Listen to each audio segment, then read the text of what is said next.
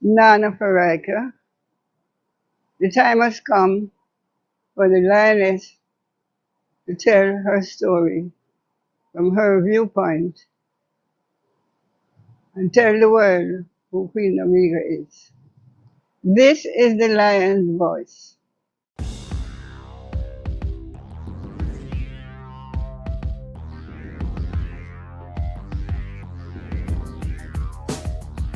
Well, lion voice, tell them that's the people first choice. Lion voice, make the lioness them feel nice. Lion voice, with the lion cubs we sacrifice. Lion voice, got to show the people them the life. Lion voice.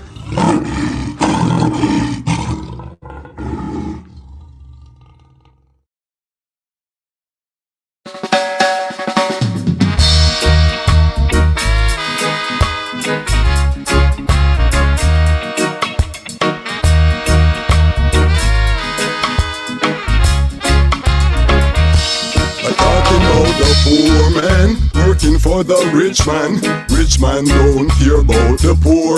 But look along the rich man own the poor man land. The poor say him can't take it no more. But look along the poor man working for the rich man. Rich man don't care about the poor. But look along the rich man own the poor man land. The poor say him can't take it no more. One day he started chanting, give me some land. Want get some land. Wanna build my own house, be my own man then. Give me some land. Want get some land. I wanna raise some little baby with a pretty black woman. Dirty Babylon, them want to stop the movement. Stop the family, them bring down unemployment. Them want the black woman become a single parent. No daddy can about if Babylon not pay your rent. Where dirty Vatican servants start the enslavement. Buckingham get rich off of this slave shipment. Uncle Sam no want no reparation argument. Them just provide opportunities for prison sentence. Who profits from a whole community's imprisonment? Mr. Big Man up at top account him dollars and cents. What do you have to tell the people about Ras Tafari? Light to the world. The king of kings and the conquering line of the tribe of Judah. And left himself. Where's my ruler? Hey yo! Yeah. Hear them high, hear the black king on the 23rd of July. So tell them guy who praise God up in the sky, it's a lie. The Almighty living on your night. From ancient time them a try. Them Romans know them just open them suit and ties. Criminals ain't got no alibi, they stole my people. Then them comes without them genocide. Are you talking about slavery? Them couldn't kill. The lion will come conquer Judah tribe. Who? Go through tribulation, and I strive, see sufferation, and I still rise. That's why we tell them in America, live Rastafari in every ghetto area. We come to tell them in a Toronto, straight at it.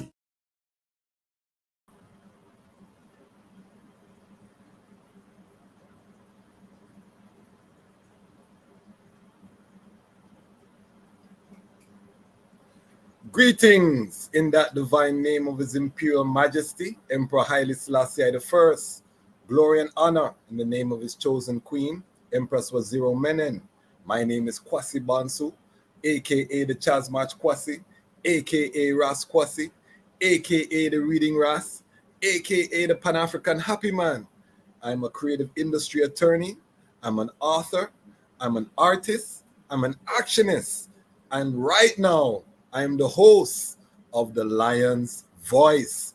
Welcome, family, to the Lion Voice, and welcome to Lion Voice Live. Tonight, I sit in the seat of the Reading Ras.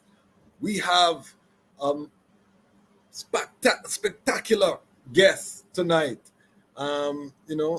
This one is very personal for I'm going to be honest. So, you're going to see the emotion bubble up, because when I was a university student and I, came into my moments of enlightening, I went to the books, I was at university, I was studying, I was a student at Howard University, coming into all of this knowledge, this black consciousness. I had been raised in a black conscious home, but never really took it serious. And then I'm thrust into the Mecca. And one of the first books I read on this journey that we call Rastafari was the autobiography of His Imperial Majesty, My Life and Ethiopia's Progress. And when I looked in these books, what I saw was Frontline Publishing.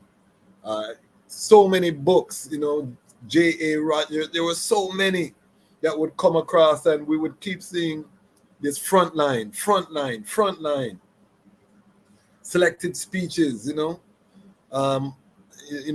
ILEC verses. There were so many different books.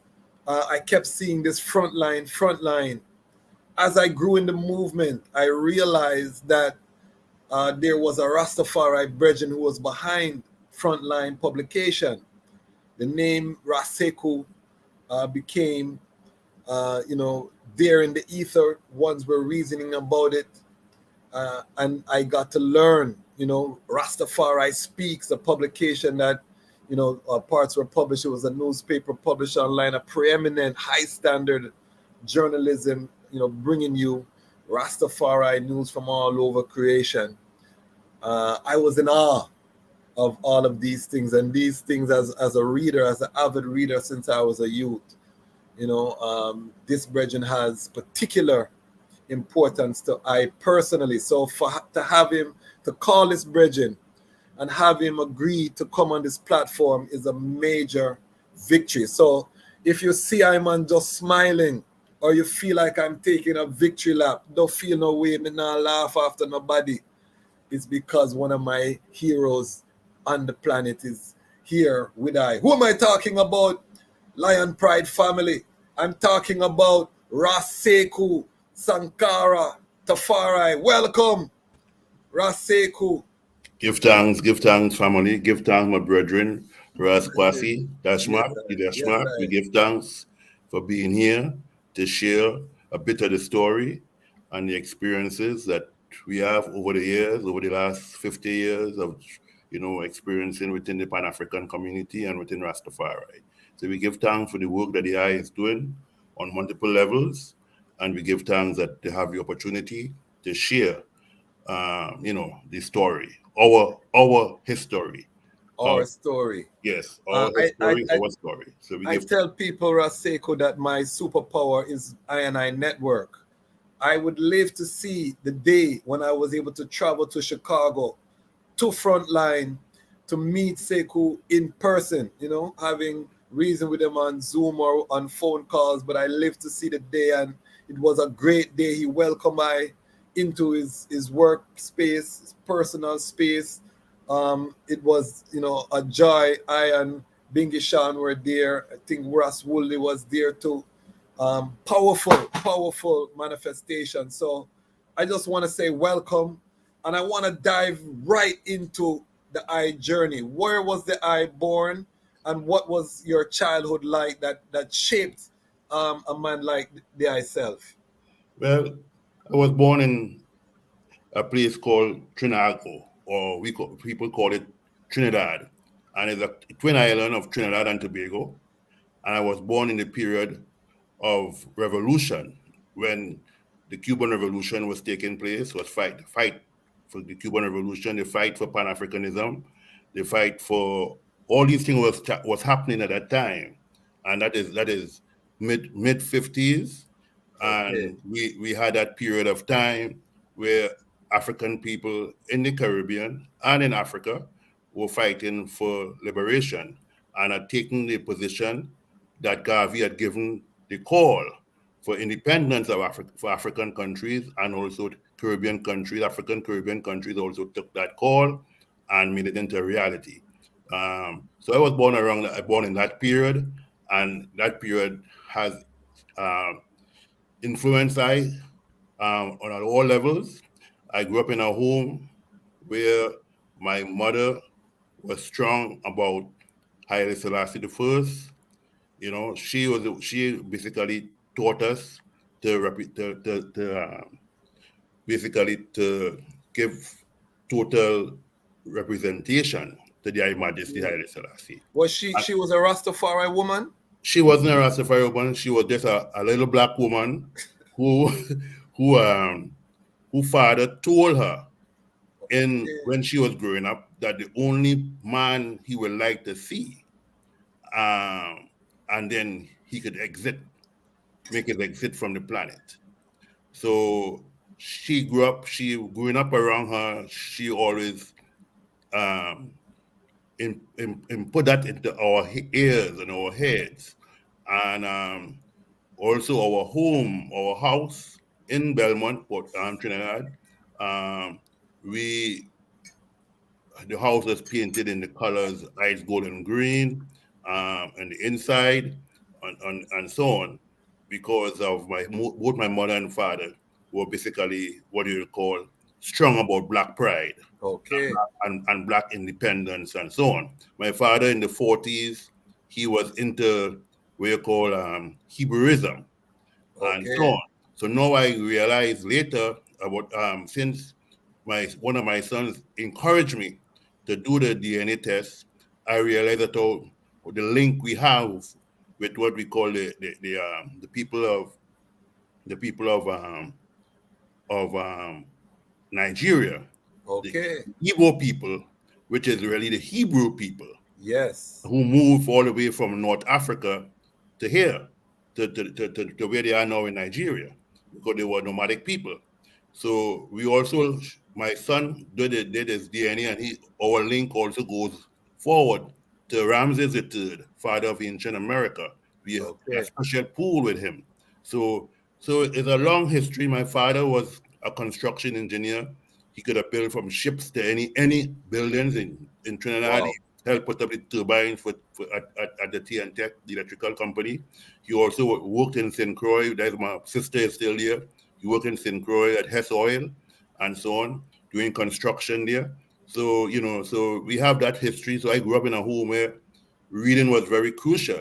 We had the books I grew up with. My father studying and reading books on Kemet, Egypt, about architecture and so on.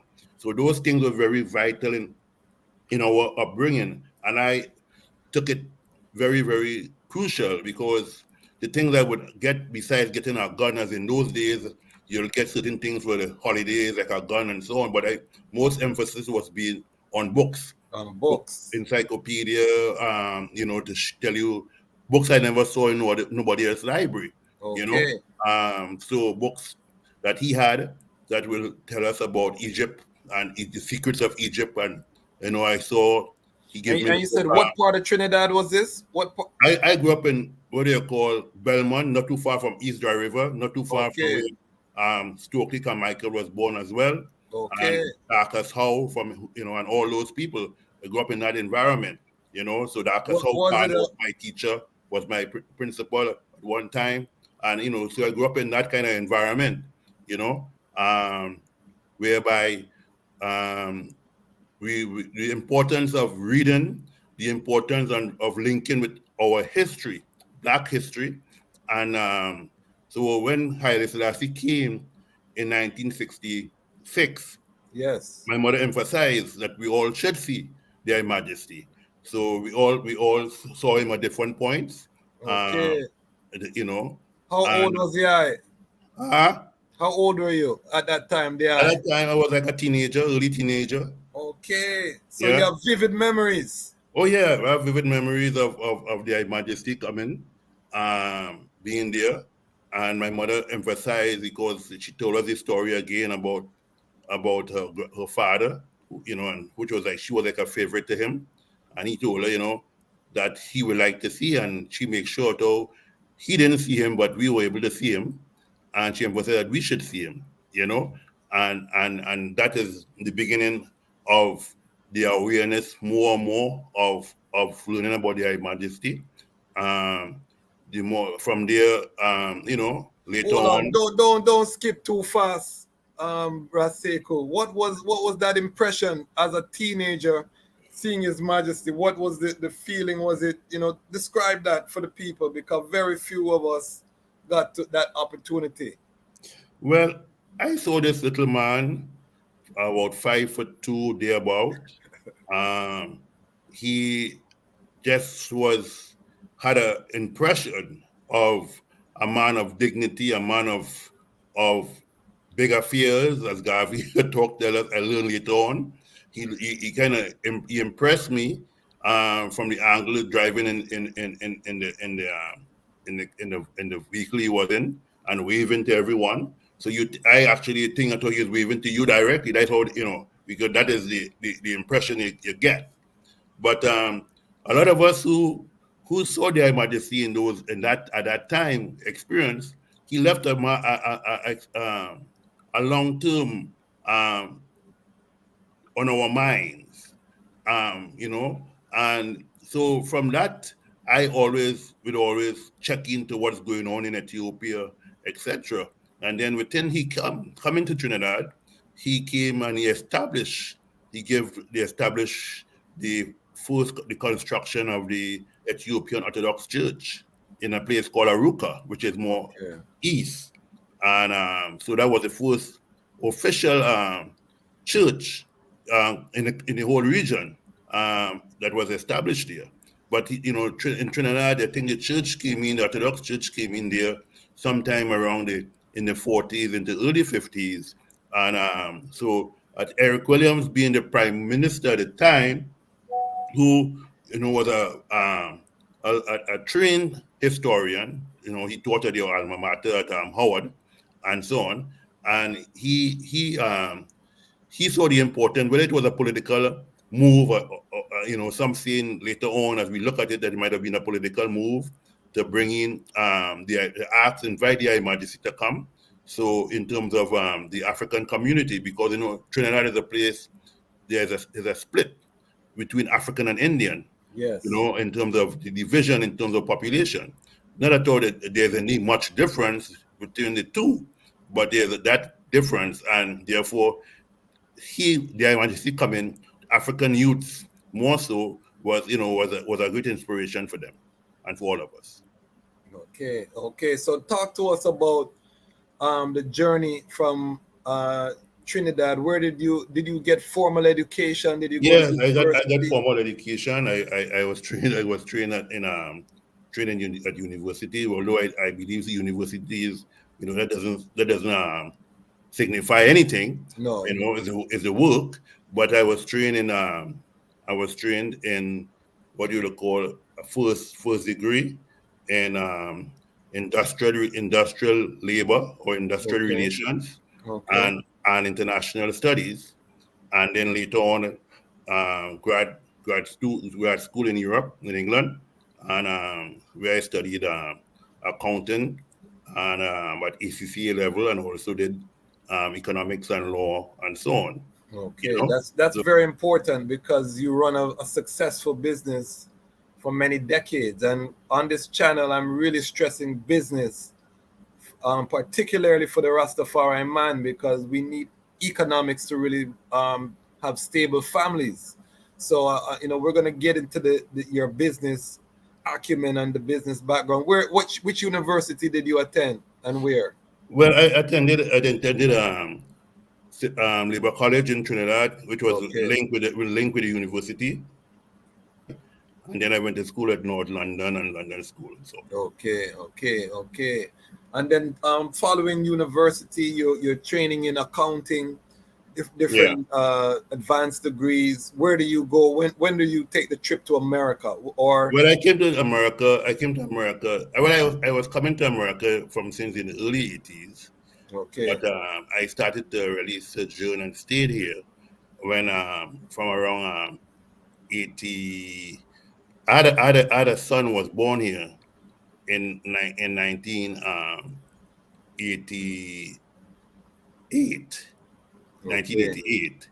So I came for his birth, right? But I used to come before he was born, and I used to come. My ex-wife then, who was from Chicago, and Sister Akina, I used to come and would interview C.L.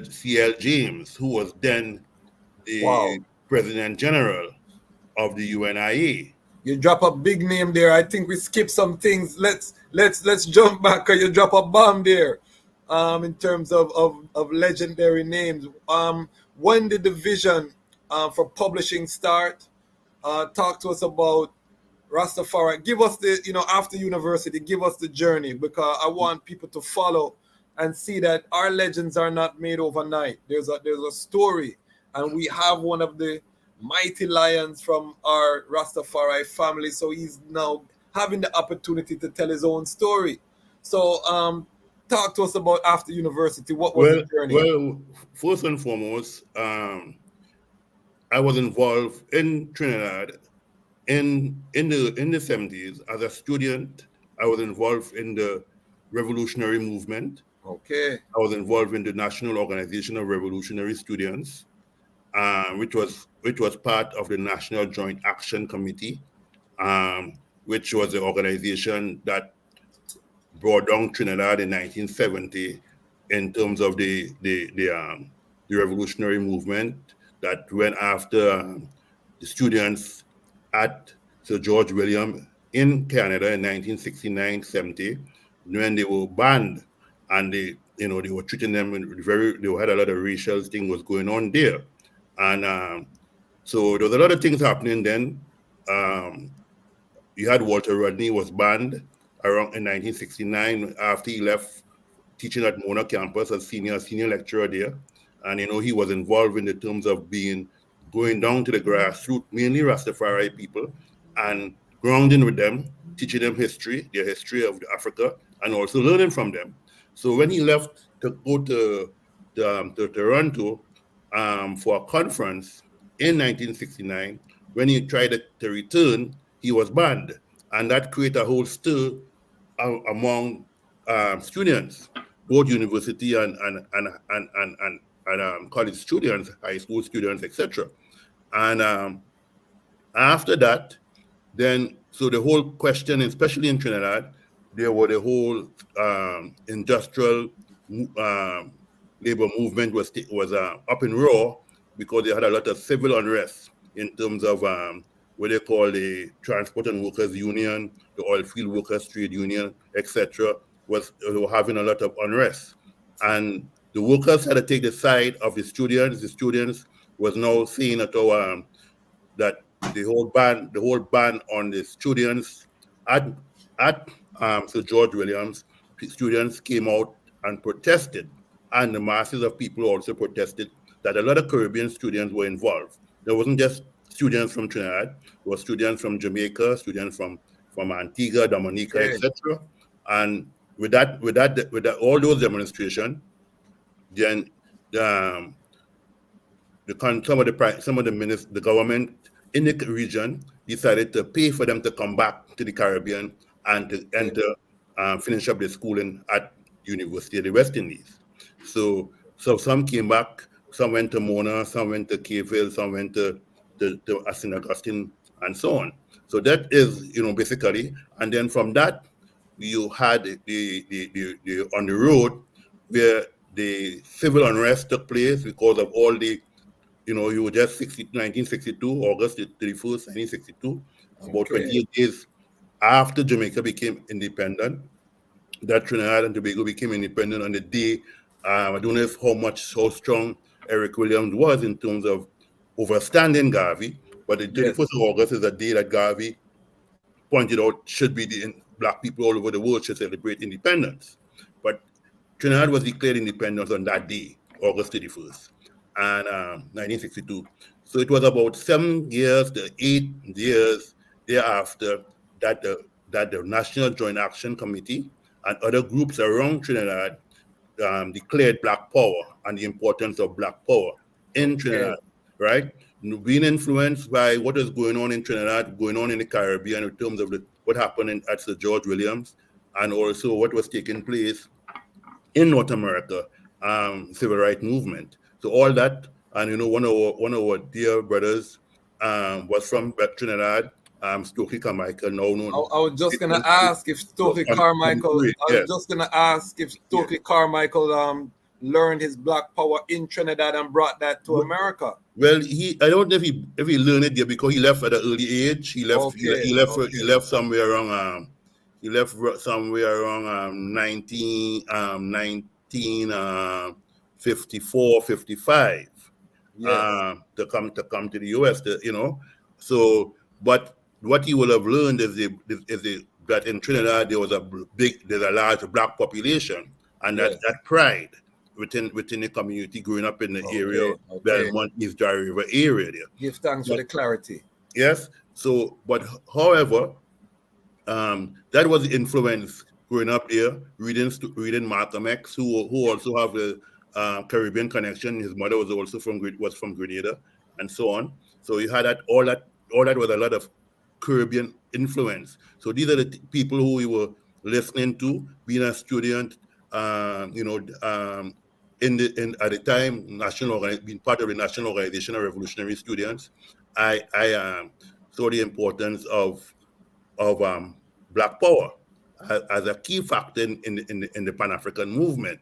And then I think it was 1972, you had the Pan-African Conference taking place in Tanzania, and a lot of people who went there. Some couldn't leave, but some was able to smuggle out. I remember Rodney, who was back in Guyana teaching at the University of Guyana, and he couldn't leave, but he found himself in Tanzania because the comrades were able to smuggle him out to Tanzania for the conference. Okay. So, and so on, because I think he had a charge going on at the time in Guyana under Fort Burnham.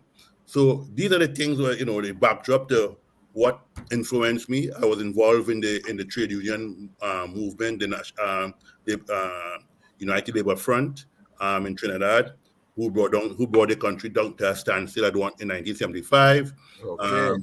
I also after that. Were you Rastafari at this time? Well, I started to gravitate to Rastafari consciously around 1974. 1974. Yeah. Okay. So I started to gravitate to Rastafari consciously. So you were already active in the Black Power movement in Trinidad. Yes, I was What active. made you make that transition from Black Power to Rastafari? We heard about your mother telling you about the emperor. You went to see the emperor as a child. Yes. But now, as a young man, did you have a big afro at the time? Were you wearing the afro? Well, I had an afro, but I don't know if it was a big afro. My father made my first afro pick or afro comb, right out of he had just come back from St. Croix, and he made me my first wooden afro pick or afro comb with what we use spikes or from the bicycles. Yes. So and so on. But what the transition to Black Power was not from Black Power. It wasn't really a transition, because within Rastafari is the same thing. It's Black Power. Rastafari is just an extension of within the Pan-African movement and Pan-African family, and so on. But it was being a student on college at university that I started to mingle with other students who came from Dominica, who came from Jamaica. One of my brethren, Natty, who was studying, I can't remember what engineering, if he was civil engineering or electrical engineering he was studying, but we all were hang and so on. And then, will tell me more about their Majesty. We're growing locks and things like that. He already had locks, Natty, but he was telling me about their Majesty and, about the importance of seeing their Majesty as the ultimate, So that was the kind of my brethren, now deceased, Romain, who I called Umar at the time. We named him Umar. So they are Ras in college. Yeah. Okay, so we have that in common, because that's when I put on my covenant as well, as a university student. So we started to grow locks and so on, and they started learning, because they had the ships. You had 3 boats. I think it was 2 boats was operating that the Canadian government had given to the Caribbean government. I think at that time was Carifta, it wasn't CARICOM yet. Okay. But they had given 2 boats. One was the Federal Maple and one was the Federal Palm. Yes. And there was one going down. Well, one like when one leaving Jamaica to come up to the Eastern Caribbean and to go further south, because Trinidad is in this basically south, further south, and Jamaica is like further north. Yes. So when they leave from Jamaica, then they will stop at different points, and then it'll reach Trinidad, and then one boat will be leaving from Trinidad, going all the way to the other islands, Dominica, St. Lucia, Antigua, and so on, and going all the way forward to Jamaica. So Okay. a lot of students would travel, especially during summer break, right? During summer break, and would go to on the boat, because the boat was reasonable. And so people make, travel, you could jump from one island to the next island to the next Does island. that boat still exist? Does That boat, no, that boat is gone. Those boats are gone. Wow. But that was one of the things that made the Caribbean people were able to unite. to unite and to learn more of what was About going each on in the other. next place. For instance, like in Dominica, you had the Dread Act of 1974. Yes, familiar. And the Dread Act of 1974. So you had a lot of students from, like, Trotter brother Vivian was my brethren. Trotter, he was the oldest one, oldest Trotter. But all of us, we stayed in the house, one house at a time. He's related to the legendary Desmond Trotter. He's the oldest brother. Ras Kabinda. Ras Kabinda. Yes. Who now live in Shashamane. Big up Ras Kabinda. Yes, Vivian is the oldest brother of Ras Kabinda. Okay. Yeah, so we all, so he would all stay, and he was staying together. We all would burn up together and that kind of stuff. And so that is basically the backdrop. So within that, by the time I finished, did my thesis and so on in 75, and then the whole trade union movement was exploring, and I also now, by 78, 79, then the Grenada Revolution took place, and I volunteered and went to Grenada like a week, 10 days after the Grenada Revolution, to work and to give service in Grenada with the New Jewel movement under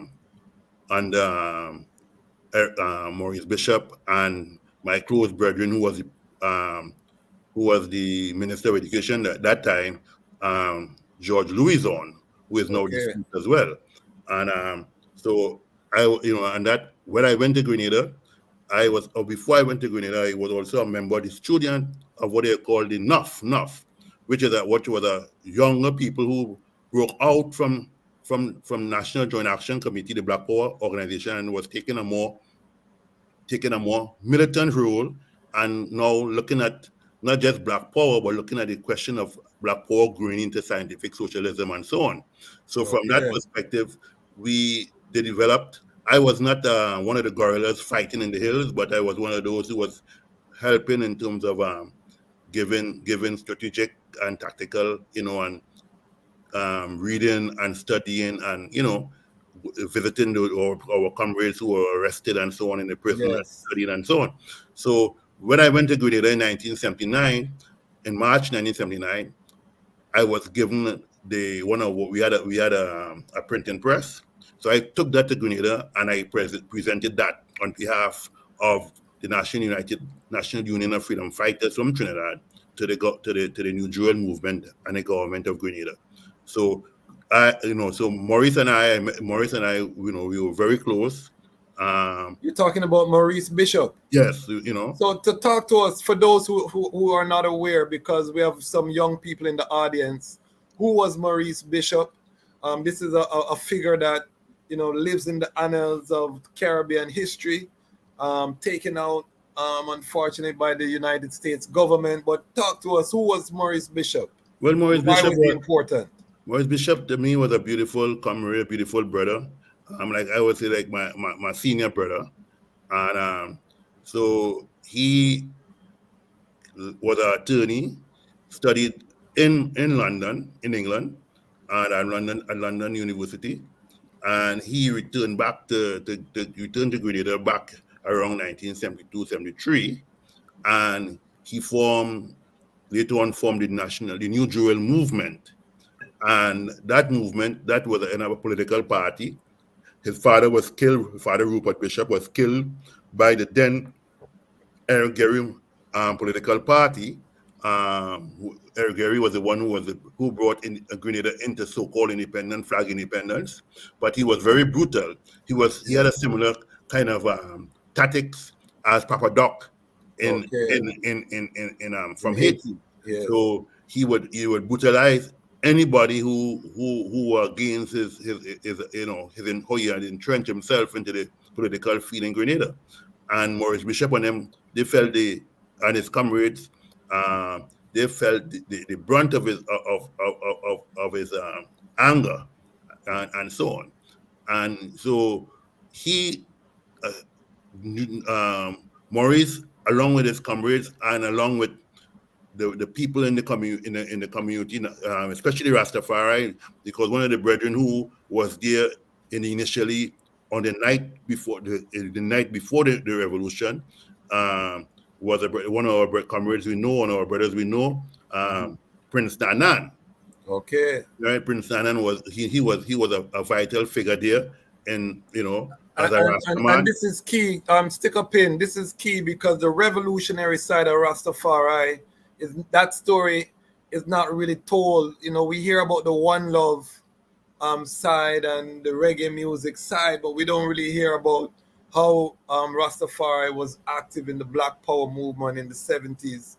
I didn't realize that Rastafari was so active in the Grenada Revolution. So the guy is educating I and I right now. Ras Sekou, continue. Yes. So in Grenada, you had so one of the brothers in Grenada that Maurice and them call up on was Ras Nana, and he was a trained martial artist, trained under a brethren of mine, Tayo, who I published later on. But he was trained under Tayo, using the African style of martial arts, and so we would all train with Nana in Grenada, in River Road, where Nana lived. But Nana also, being a Rastafari, and he was very much, a very stringent Rastafari. His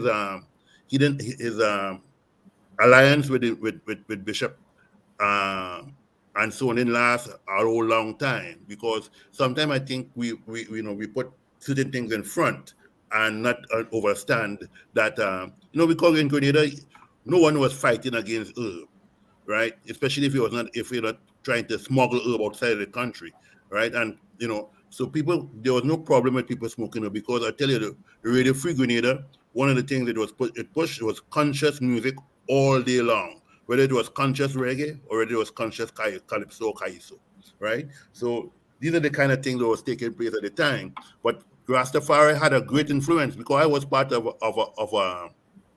the militia in one at Camp Blunt, which was right next to the market, and most of the brethren in that militia, not all, but most of the brethren in the militia was Rastafari brethren. So, and we will go and we'll go and give our service in the night, and sometimes during the day, parade the places like of St. George's and so on, to make sure there's nobody infiltrating and so on. So that was what some of the things responsibility, besides training and teaching young people, old and young, in terms of how to read and write, because literacy was a problem. And so there was a literacy program that came with this revolution. Yeah, man, a strong literacy program, a strong educational program, a strong program in terms of canon. We call it, before the Grenada Revolution, a lot of things like mango and tambourine and nutmeg and so on was just discarded when the New Jewel movement came with and the People Revolution government came in. These things now started to be canned and so on. So there was, Grenada have a lot of have some cocoa. Not a big island, it's about 90 miles and square miles. But the mere fact that it was making moves in terms of how to harness certain things now and get away from the neo-colonialists. So that was one of the great things of being in Grenada. I stayed in Grenada, worked. I helped to organize the first anniversary of the revolution, when we helped bring in people like Peter Tosh and so on. I brought in the whole Trinidad delegation. It was involving Sister Intu Springer, a whole section of people from NJAC, a whole section by the Resistance, Black Stalin, Brother Valentino, all these people I helped to bring it in because I was in charge of that bringing the coordinating the cultural as a cultural ambassador to make sure that all these people came for the first year of the anniversary of the revolution, which was March 13, 1980. So how long did the revolution last before it was ended? The revolution lasted until 1994. So how long in total? How many years are we talking about? We're talking about 5 years. 5 years. So 5 years before Grenada was a black power paradise for that 5 years. Well, it was an area whereby you find people who come in there. Stokely Carmichael was there. Different people from all the Caribbean and North America will come there. Walter Rodney came there. All came there to give, to help and to give advice and so on. People, the first anniversary of the revolution, you had people like Samora Machel and other people who came in from Africa and so on. So it was very much Pan-African friendly and supportive of the African struggle.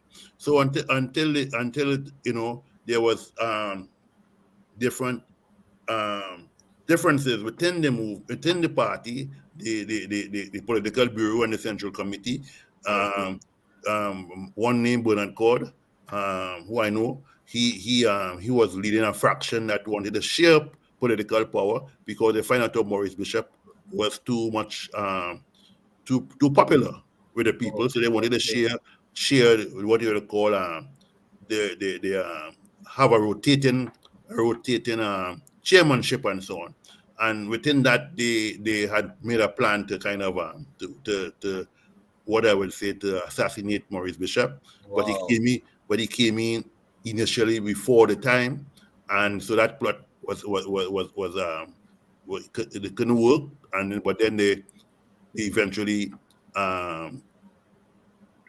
took over the party, and that is when Maurice Bishop's a group of people now released him, freed him up, some of his supporters, and then I think the mistake made was going to Fort Rupert, which was named after his father, and then I think they just made a decision to assassinate a whole lot of them.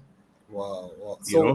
But the last time I saw Bishop, was I did security for him. He had just coming in from the Caribbean Heads Up Conference, and he asked me, I was in Trinidad then, and he asked me to handle security on his behalf. And he did a talk at the Transport Workers Union, and so he asked me when I was coming back to Grenada. I just lost my father then, July of 1980, but I told him I would soon be back there. But before I could get the return is when the whole thing went down in the U.S. invasion of 1990. What was the economic like for the regular people in Grenada during Maurice Bishop? Was there improvement? What did the economy collapse? Let's have an honest. No, I would tell you straight up. There was a much improved standard of living in Grenada. Okay. From what it was, because here it is now. You can now sell your things like your tambron and so on now, instead of having it waste on the ground, right? Nationalization was taking place in terms of big plantations and so on, right? So workers are now peasants were now able to get land for themselves, where there's a couple of acres of land for themselves, where they could now grow food, rather than having to work for the big planter class there and so on. So people will be becoming more nationalistic. People were loving Grenada more, and people wanted to see the masses of people love what was taking place because it was pro people. There are people who probably figure,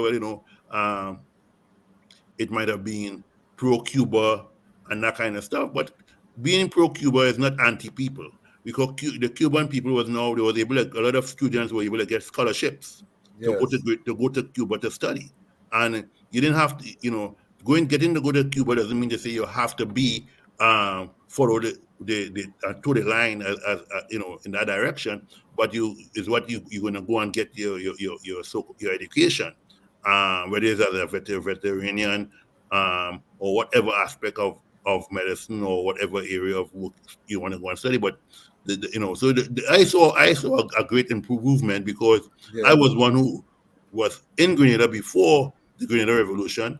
as a cultural worker. Because, I used to perform Rasu, which was similar to dub poetry, and I was in Grenada like earlier on, somewhere back in '78 or something like that, or '77.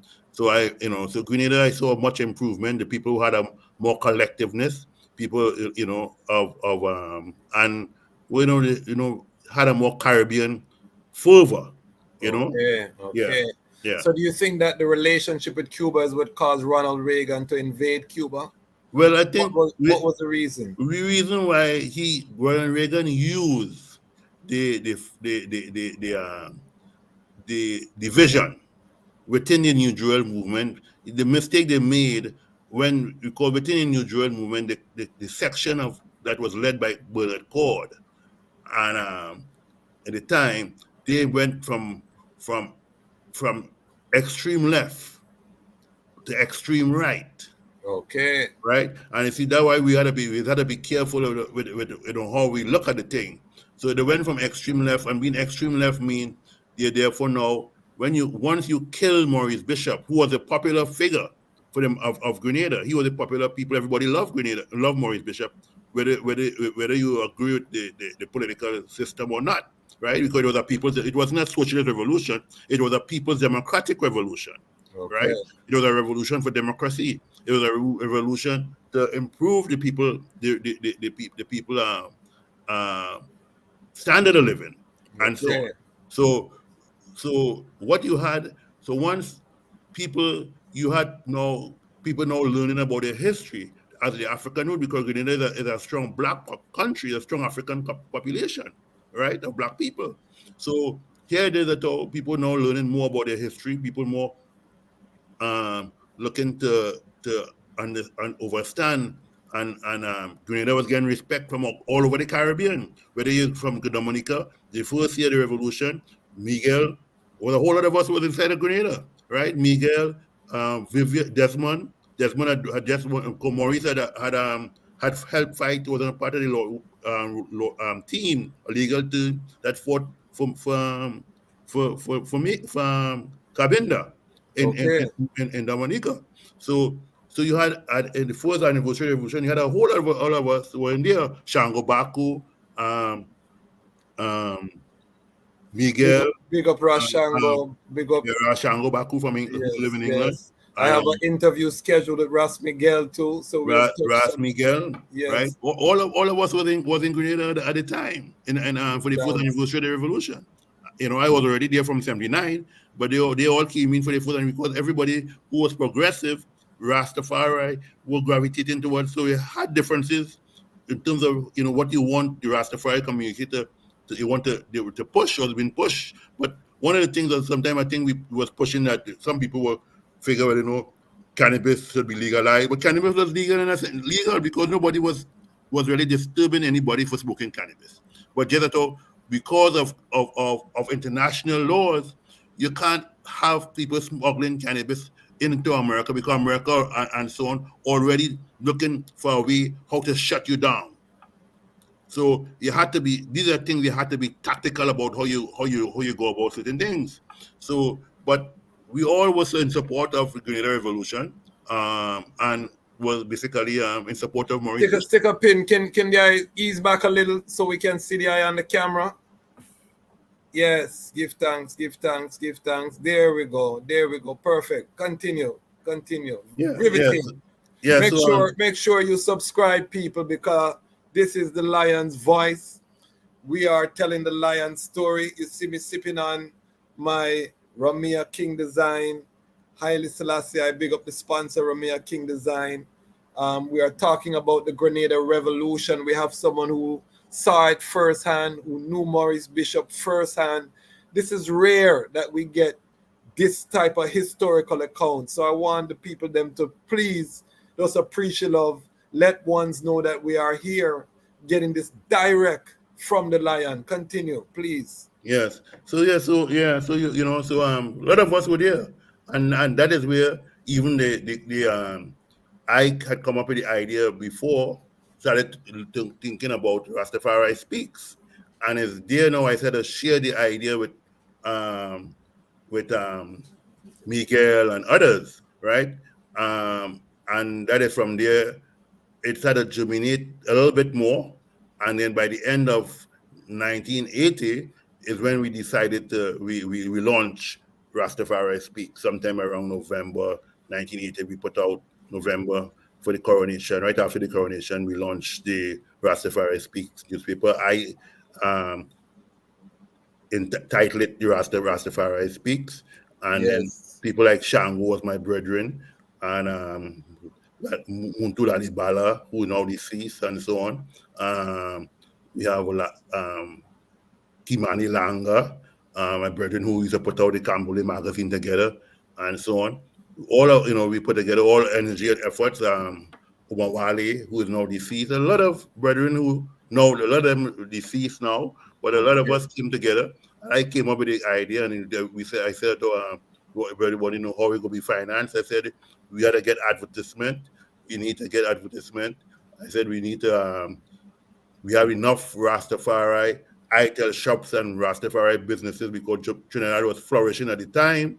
Yes. So you had on every block you had a Rastafari business where there's a place you're going to go and get your. What year are we talking about here? We're talking about 79, 80. 79. Hold on, stick up in. I see a question here in the chat. It says, I'm big up. Please feel free to put your questions in the chat so that we can keep it interactive. We have a question from Ankoma Dejed.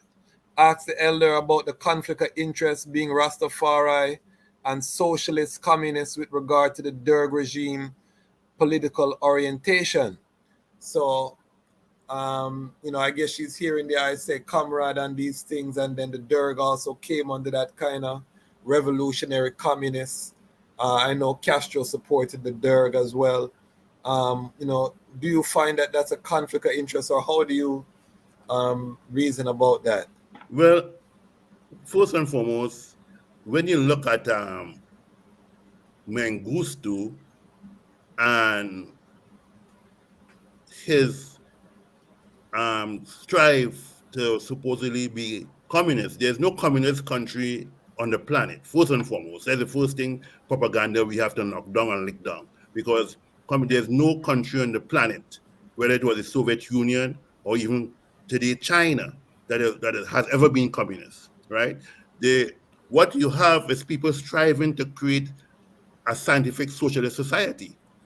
So people like the Derg under Mengistu was not even communist and was not even scientific socialist, because that was a coup.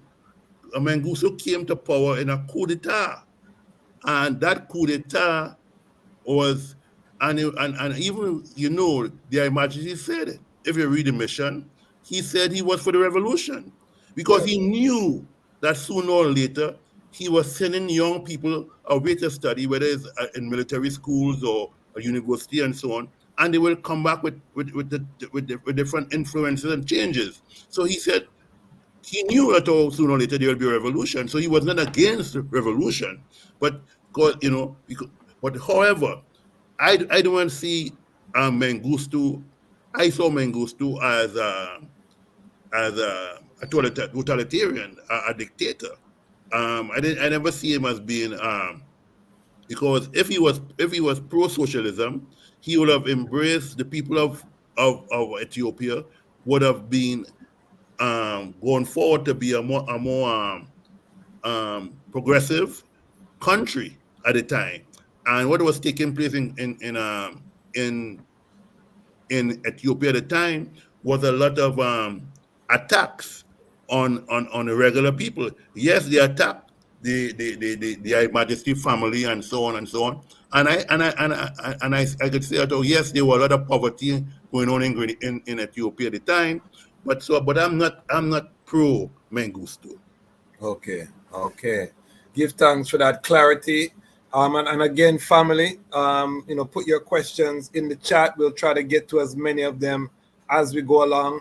Now we are going forward to the late 70s, early 80s. Rastafari Speaks. For any Rastafari person, especially at the beginning of the internet revolution, But prior to that, as a physical entity, Rastafari Speaks was a pillar in terms of just informing Rastafari throughout the world. It inspired myself to know that there was something greater than what I was seeing in Washington, D.C.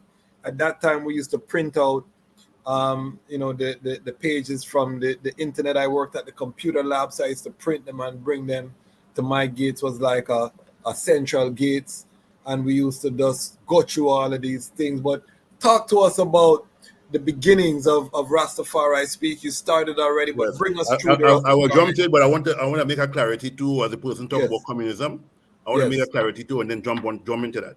Yes. I want to say that our communism, we also, because in North America, specifically at universities and so on, and colleges and so on, there's a phobia about communism being countries being communist. There's no country on the planet that ever been communist. That's real talk, right? Okay. You have a country that have a communist party and a country and it lead probably like in China, the Soviet Union in 1917 and so on under the Bolsheviks.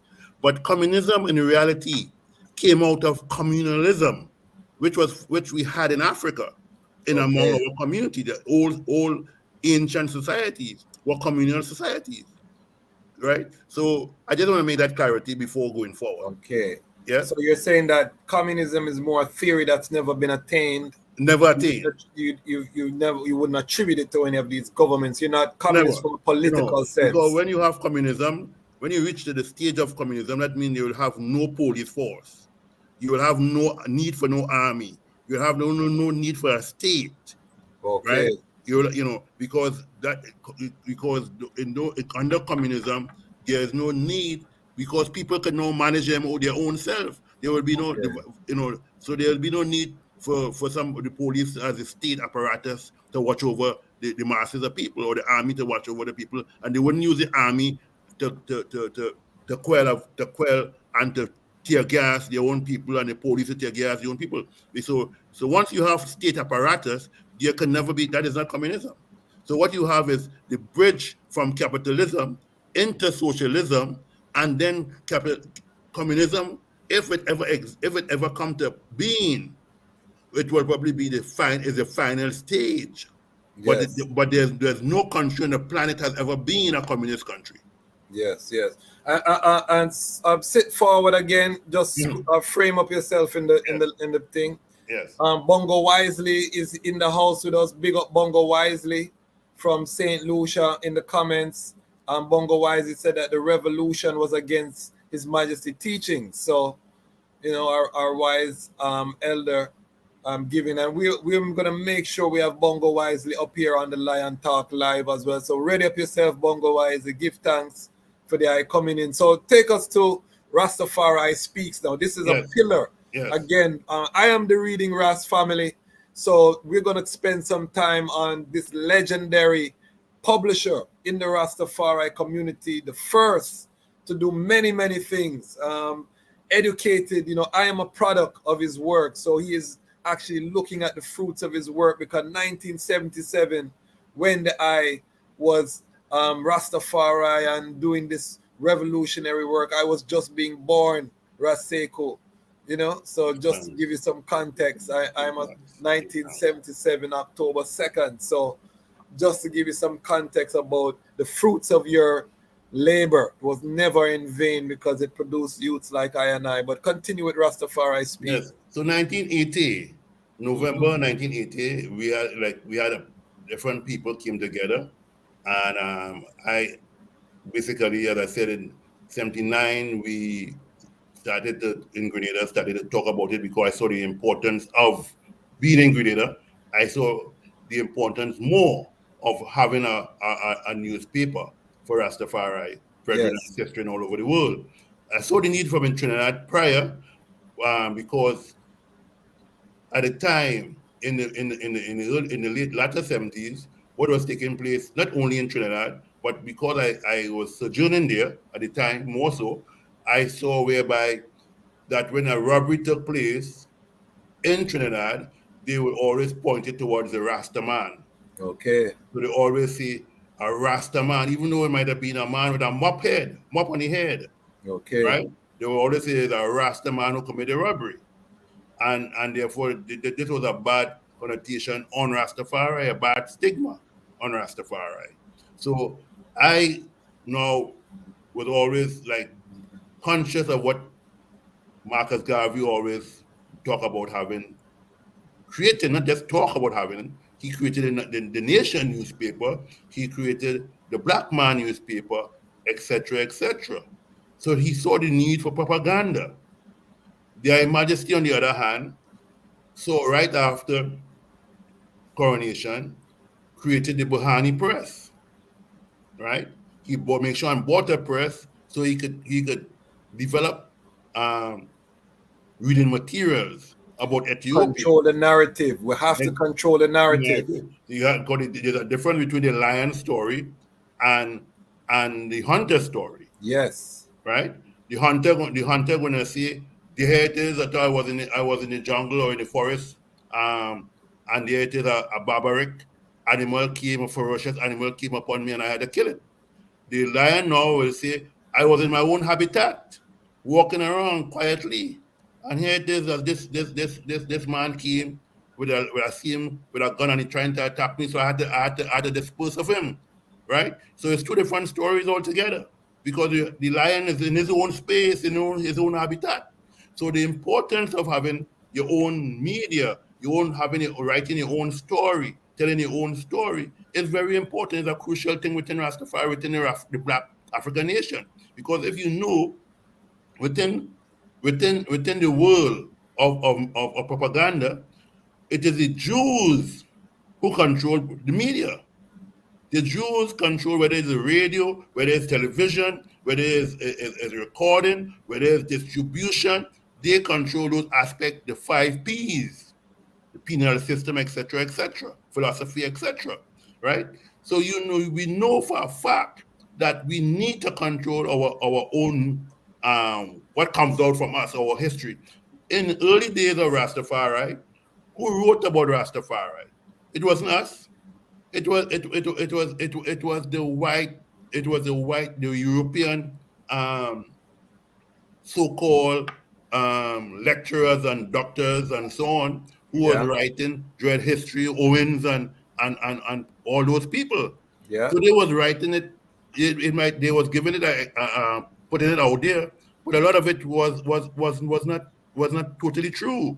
What they were saying, because they were seeing it from their own lenses, not from I&I lenses. So Rastafari Speaks now was the idea of we need to let people know that we're not the ones having robbing places. There were Rastafari people who were trained, producing music, doing great things within our community, whether it was Jamaica, whether it was Trinidad, whether it was Barbados, whether it was St. Croix, and so on, who was yearning to do good things, farming and so on. So the people who was using now Rastafari and some people were growing up and calling it, they were people who wanted to give the bad name, and the media, the Babylon media, used that to basically to create the propaganda that Rastafari people was a negative thing. Because as we know where Rastafari came from, it came from the unlettered, it came from the community, it came from the boroughs of the people in Jamaica, and the same thing took place and rooted within the communities in the Caribbean as well. It came from so ghetto and the rural people. And the rural people, which is the peasant and working class people. Yes. So this is the reality. So by the time we decided to put out Rastafari Speaks, not that there were other papers, because they had people like Ras Historian and so on was putting out papers in Jamaica, and they had the communities in different parts in Ionola and other parts of the Caribbean, in so on. People were putting on the little newsletters and so on. But when we brought out Rastafari Speaks, because I believe in standard, I decided that we're going to put out the papers that are going to have a certain quality, and that is what we did. We put out the papers. That's what I noticed. That's what I noticed about that publication. The quality was very high. So we followed up before even other national newspapers in the country, commercial newspapers were doing color. Rastafari Speaks were doing color. And we decided and we knew that one of the things every edition we made sure and had their majesty on the front of the papers, because their majesty is a pillar of Rastafari, right? So that was the essence. So when we brought out Rastafari Speaks, with the network, we follow a similar network of Marcus Garvey. When Marcus Garvey had a newspaper, people would smuggle seamen would smuggle newspaper under their clothes, tight suit, and so on, and they would bring it as far as Azania, South Africa, and all the different parts of Africa, all parts of the Caribbean, and so on. That's how the paper, Marcus Garvey newspaper, Black Man, and so on, came to people in the 40s, in the 30s, and so on. That's how they got to read the papers, because in most of these places, the papers was banned. So similarly, we were sending papers. Sometimes we lose some, but we were sending papers by the boat. We were sending papers by sea, and so on, by air, to different parts, to shipping by the post office and so on, to different parts of the Caribbean. That's how myself and Bongo Wisely and so on, and other brethren, Frankai, Pass, all of us became closer. Honor to Ras Frankai, who's with our ancestors. What was the economics like of Rastafari Speaks? What is a profitable business? Or it is a profitable business, but it had to take livication. Yes, it had to take livication, because you know, especially now and more so now, because you have a lot of not only Rastafari businesses were supportive of it. We got ads from the National Bank in Trinidad, National Commercial Bank in Trinidad. Later on, said I wanted to advertise it. What you call the Solid Waste Management, which was a corporation set up by the government. They were advertising it, and in addition to that, you had all the Rastafari brethren and sisters who had itel shops and cultural shops. They all wanted to. So if they didn't get into it, they were like, damn, I ain't getting into this issue, and so on. But they were the ones who were sponsoring it, buying ads. They were the ones who would sell it at their locations and so on, from Port of Spain all the way to San Fernando, and similarly across St. Croix, across Dominica, St. Lucia, Ianola, St. Kitts, Wadadli, all those places. Wadadli we call is the Taino name for Antigua and so on. And so all those places, Barbados, when we couldn't find about the print the papers, Express and Guardian, we couldn't get the papers, print the papers in Trinidad. Chango and I jumped on the plane and we went to Barbados. We printed the papers at the Nation newspaper, and we set up in he and I were set up in Broad Street and sell the papers right there. And before and so on. So that was the essence of Rastafari Speaks. What would you say was the height of Rastafari Speak? What years that was it at its peak? I would say between 80 and 83. 1980 and 83. And at that time, were you able to hire employees, or was it a one-man operation? What was happening? You had within Rastafari, so it was creating employment for Rastafari brethren. Okay. So Rastafari brethren and sisters would come and buy the papers. So let us say we were selling the papers for $1. Let us say $1 was the retail price. Somebody would come and buy the papers for wholesale, 100 at 25 cents, 100 at 45 cents, and go back and sell it back for $1. Okay. So you had that. Even when we put out the last editions we put out of Chicago here, was a similar thing. People like Nicholas and other people, they would buy the papers in bulk to distribute it, and then people from across New York and so on will come there and buy the papers wholesale, so they could go back and sell it to their friends around the corner, and everybody would generate the money. So you had what they call a vibrant vendor community. Wow. And you with me? Powerful. And I ask these questions because we're very big on business and economics on this channel. you know, a lot of people try to demonize business within the Rastafari livity, but we know that Haile Selassie was a businessman, Empress Menen was a businessman. So we want to return to our essence. Leonard Hall was a businessman. We want to return to the essence, you know, of creating an economic base for the movement so that we can manifest this Zion on earth that we chant about, this repatriation that we chant about. We want to see it manifest, and it's going to take dollars and cents. So we're really big on the economics, and there is an economic pioneer in the sense that you had a multinational newspaper that was going throughout the Caribbean from 1980 to 83. It was at its peak. What caused you to stop the printing of Rastafari Speaks? We stopped at a period there, all right, there, and it was sometimes because within organizations you have pulling and tugging, and sometimes these are some of the things, that the factors that, you know, people sometimes can't see eye to eye on certain levels, and don't understand it when we don't understand economics and so on.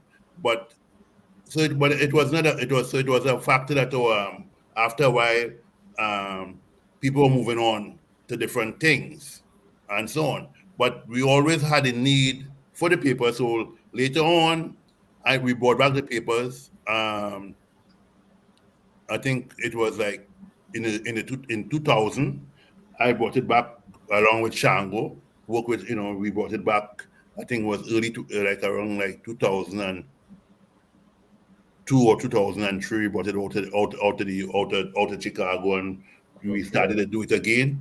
And then because of some legal factors that was taking place, running into some legal obstacles here, so I kind of paused it. But now I think we getting ready with a new team again to bring it out, and this time it will be on a more commercial level. Okay. And when it comes out, so we putting together a team of people we met, and we looking to hammer out certain things, and then we're gonna, you know, within Rastafari, on a global level, we're gonna hit the streets again on Rastafari Speaks. Beautiful. As a new zine. Yeah. Is that a Lion Voice exclusive? Have you said that anywhere else publicly? No. Wow. We getting exclusives, family. May I tell you, it's a joy. We have a living legend before us, Ras Sekou Sankara Tafari. We're going to tell you how you can support Frontline Books. We're going to get into Frontline Books. Right now, we're talking about Rastafari Speaks, the preeminent Rastafari newspaper ever created. Talk to us about the migration online, because when I was in university, I used to see Rastafari Speaks, you know, these excerpts and different things online. Yes. You know, was that you're doing, or was that others? Yes. I had one of my brethren who also passed now. We were students together. Akel, he did a book called he's a sociologist. He did a book called Rasta and Haile Selassie and the Rastafarian. But he was in Trinidad, and he had put together, and they called him, reached out to me, and they had a network of people. They did we have a network now online, where people would use a computer, and they would talk at certain times of the day, and especially in the evening time, and people look forward to that. So we were putting out the Rastafari Speaks, but it was on an online chat.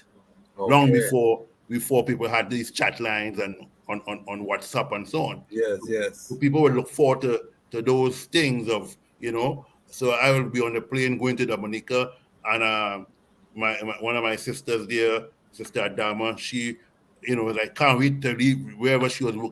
She was running a family business in the airport. She couldn't wait to reach her yard. You know, she said, I gotta get to my yard. To get on Rastafari Speaks.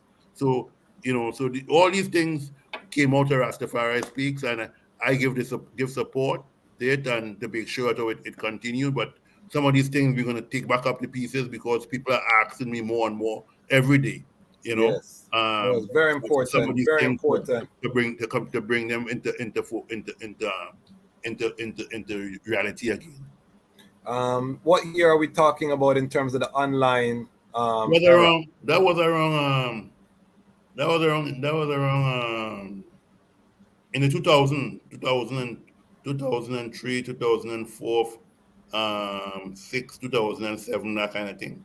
And I think it was there earlier because I It went to was earlier, but I'm talking university. about that was the latter part of it. Yeah, I was in university from Yeah. 96 to Yeah, so 2000. it was happening around late Yeah. 90s, 97, Yeah, 98. 98 is when I Yeah. really came into the trad, Yeah. So in it terms was of full happening there. force. It was happening around that time, where people really enthused about it because Yeah, people man. all over Africa and the Caribbean, South America, people were basically would gather to voice their opinions on the trad and so on, what was taking place in different parts of the hemisphere within Rastafari areas. Yes, sir. And I want the eye to know that the Lion Voice Network is here. When the eye ready to launch, we'll bring the eye forward to talk about the relaunch of Rastafari Speaks. Ladies and gentle people, we had an announcement, an exclusive here on the Lion Voice Network that Rastafari Speaks will rise again. So stay tuned. We'll keep ones posted. Now, talk to us about transitioning from Rastafari Speaks. When did this battle on the front line start with the publishing? Well, what happened is this. I started to travel more so from England to Chicago. I told you about the experience of coming here to interview C.L. James, not Full C.L.R. circle. James. I Yes. also know Bring it full C.L.R. circle James. now. I also Yes. know C.L.R. James, from who was a historian. I studied under him, but C.L. James now was a man who left Antigua around 1919. And his father sent him because he had an older brother already who was a member of the UNI in New York, and sent him to study at the foot of Marcus Garvey. So he was around in 1919, he was around probably about 18, 19, 16, 17 years old, thereabout.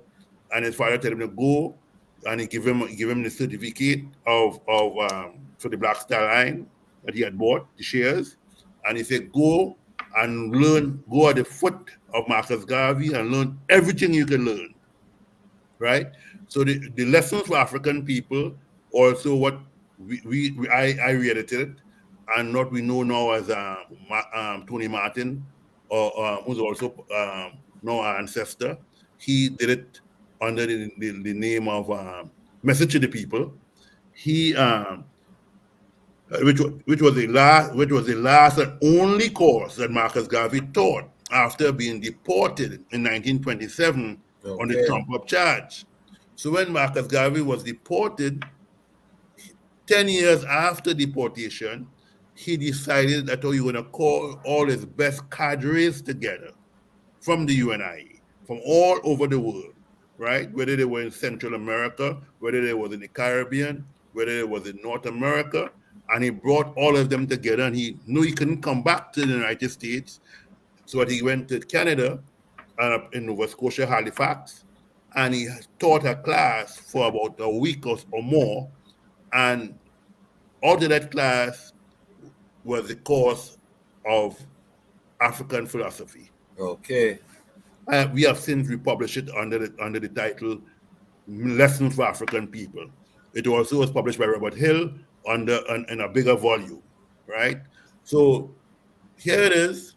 When we decided to come to stay, because I then was married to a sister from Chicago, yes, Sister Rakina, and when she was making one of the youths, I decided I was coming. I would come and go all the time because I was teaching school at Commonwealth Institute in England, and I used to lecture there for them across the country. Stick a pin, frame yourself again, so the people can see the eye. Yes, and see. Yes, I give thanks. So I left. We're coming from England to Chicago on a consistent basis. I came for the youth, and then after a while, because wife at the time, she was in school doing a BSN, Bachelor of Nursing, at the university here, Northwestern. So I decided to come and spend more time here. And so being here, I started to bring brought books here. So my adopted mother in England, who was from Guyana, Jessica Huntley, now deceased as well, who had a bookstore there called, originally it was called the Bourgogne Louverture bookstore after Toussaint Louverture. But later on after, because she was from Guyana, they retitled it the Walter Rodney bookstore, right? Because they were the ones who gave me the book Grounding with My Brothers at the time. Okay. Right? And had offered me How Europe Had Developed Africa, but I couldn't get it because at the time, I couldn't get that book because at the time, Howard was publishing it. And so they only could have given me if I wanted the rights for How Europe Had Developed Africa, I could have get it for Canada. But because at that time, I didn't have any network in Canada going on as yet, yes, I decided just to take the one Groundings. So I was coming from London to here on a consistent basis.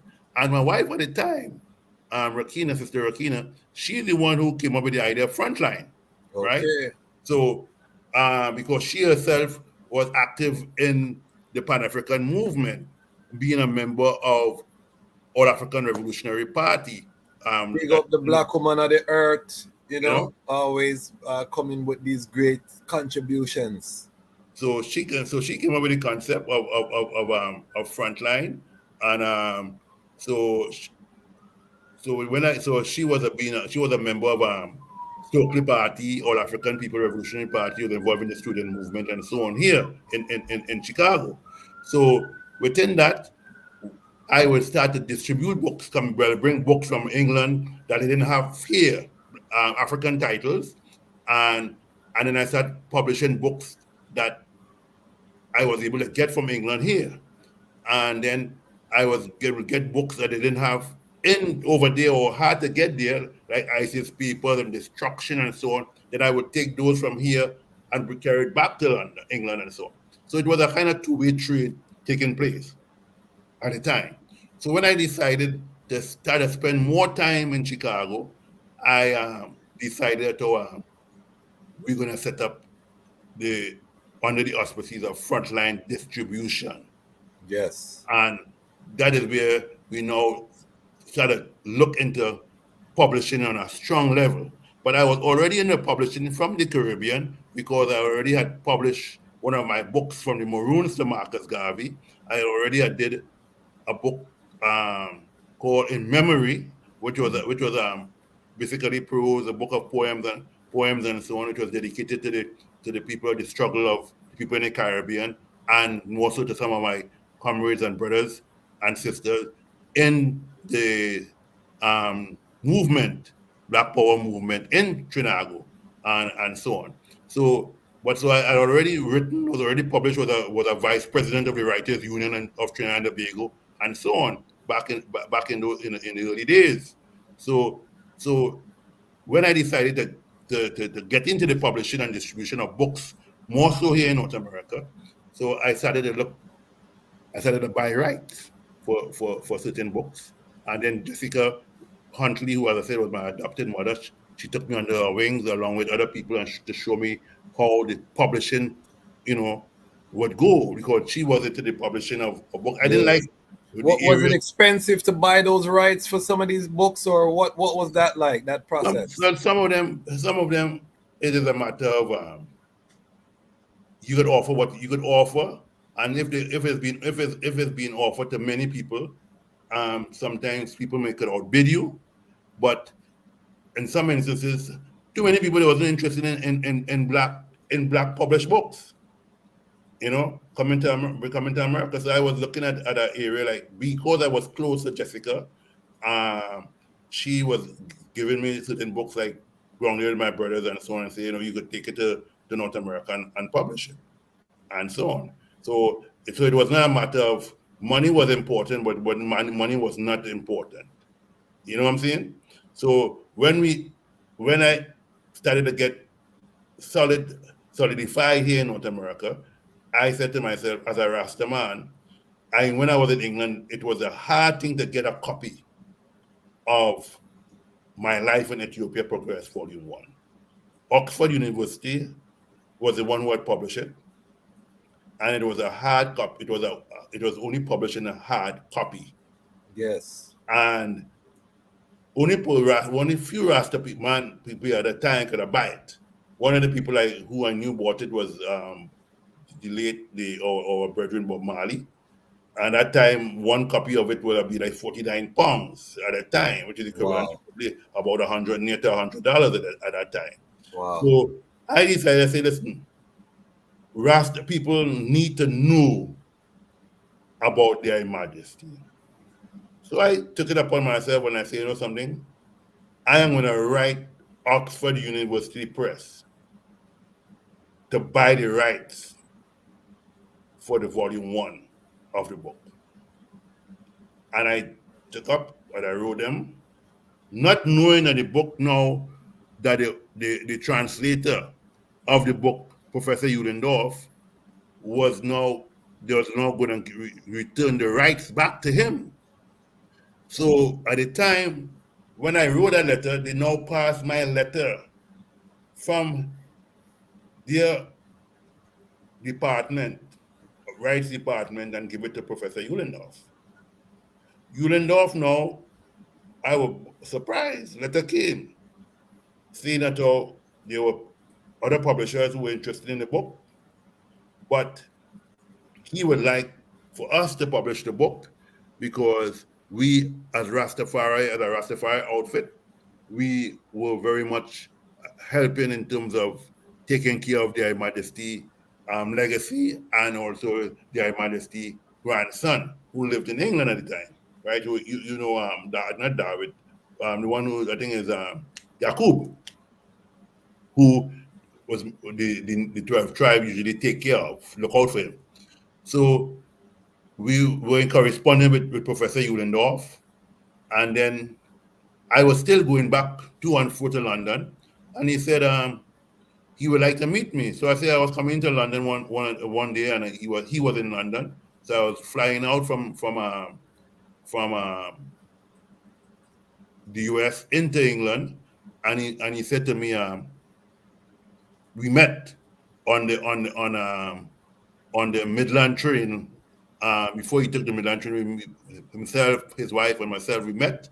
And then after that, he gave us the rights and said we could produce the book, but we had to produce a direct photographic copy of the original text. No changes in terms of, you know. So we did that. We put out the book and I had decided that we were going to do that. We signed a contract. And then I also now pursued to get volume 2, which I heard at the time that nobody knew about that there was a volume 2. Yes. But we pursued it and we found it at Michigan State University, where a man named Harold Marcus, had edited it along with a student from Ethiopia.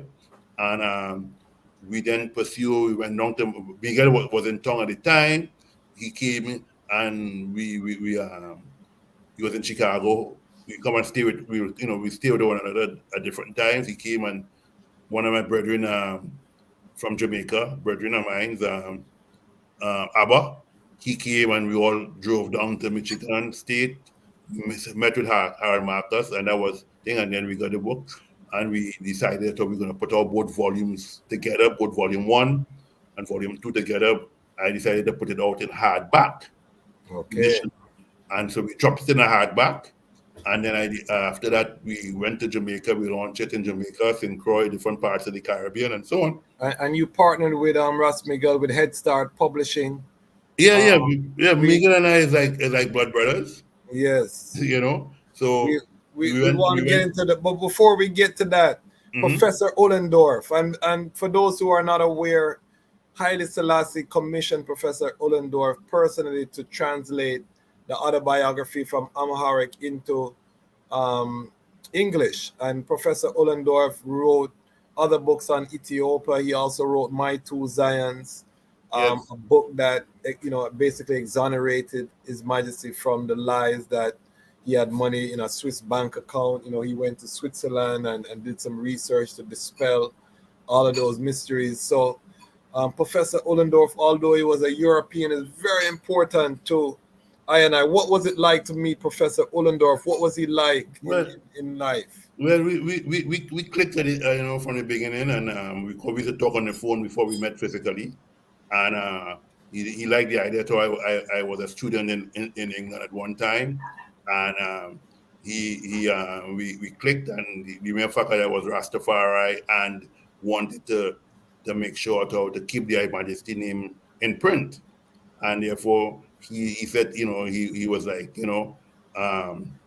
he wants us to make sure and keep the work alive, and so he was very glad to say, to give us the opening to keep on publishing the autobiography. Did you get a chance to ask him about his interactions with His Majesty or his time serving the king? Well, he told me that the High Majesty had call him and to ask him to translate the book. He told me, when I asked him about, he said to me, the High Majesty wanted him to translate the book because the High Majesty had great respect for him as an academic and so on. He also said to me that he had a lot of reverence for the High Majesty in every way and every form, and basically.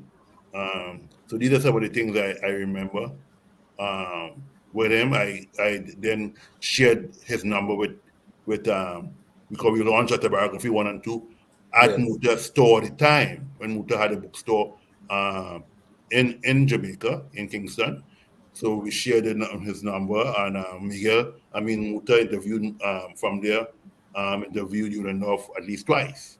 Wow. Before he left out. But we kept in touch with him on levels.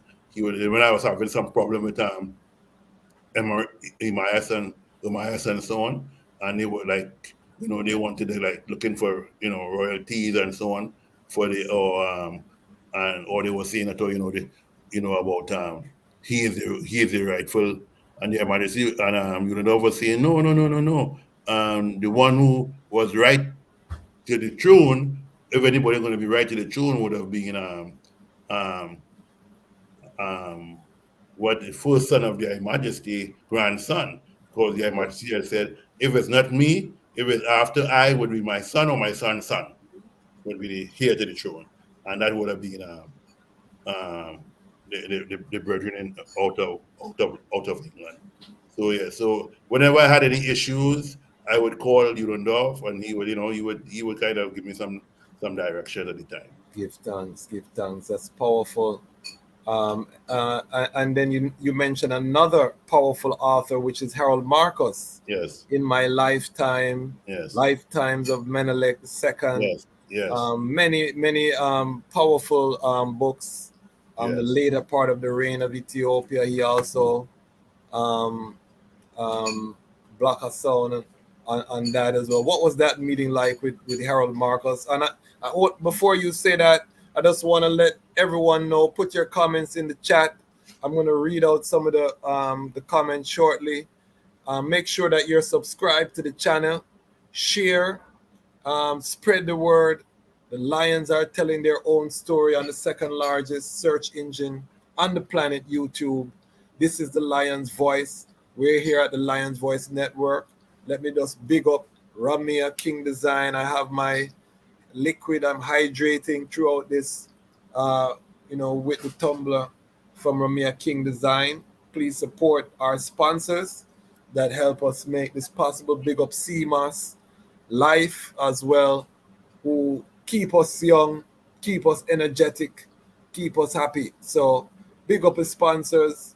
Big up the Lion Pride on Patreon. We have a living legend with us today. We're talking about #1 Rastafari book publisher in history. Up to this day, still existing. We're going to find out how we can support Frontline Books during this interview as well. But we're just going through the history, and part of that history leads us to the University of Michigan and a very prominent black scholar, Mr. Harold Marcus. What was that like meeting Harold Marcus? Well, it was interesting in that meeting Harold Marcus. He wanted to meet I because he wanted to know, to meet someone why we interested in publishing the Majesty work, because barely anybody knew that there was a volume 2, and the way the volume 2 was done, it was like more like memoirs of the Majesty, especially with the Majesty connection with the League of Nations and what was taking place in France at the League of Nations, with just before the war broke out between Italy, Mussolini Italy, and the Majesty. So when we wrote and asked, and they pointed us to him, and he wanted to have a meeting. And as I said, Brother Miguel was visiting at the time, and we waited until he arrived, and then we all trot down to Michigan and at Marcus' house, and we sat down in his at his home, and we spoke about the High Majesty. He spoke about he meeting the High Majesty and so on, and how what he his views of him as a majestic person, and so on. So meeting these people was very important in my growth and development, because they had key things and key materials that we as Rastafari people was now going to become custodians of.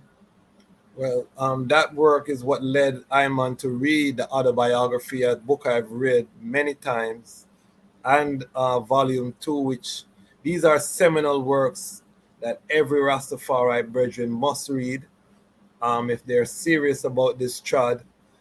So, the bringing that public, really has sparked so much positive vibration, that groundwork that you have done, and highlighting these books. Can you let us know some of the other seminal books that you publish with Frontline? Just give us a list of some of the bigger titles or the bigger sellers. Okay, well, we publish collaborated with Miguel. Miguel got the book you mentioned, Two Zions, the Ethiopians. We co-published those books with Head Start, Brother Miguel. We also, one of the bigger books we have published in 2004, we published The Wise Mind of Haile Selassie, which was edited by Myers, one of the grandsons of the High Majesty. We became in connection, close, after we were launching Autobiography 1, and before we could, they had reached out to us and want to know how we got the book, the rights for it, and we told them, we got it from Eulendorf and so on, and and Eulendorf said, don't worry about those people, they all fighting to become part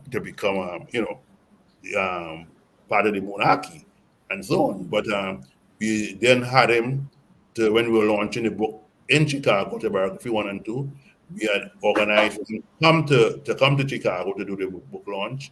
But at the time, there were a lot of upheavals taking place within Ethiopia and within the Orthodox Church.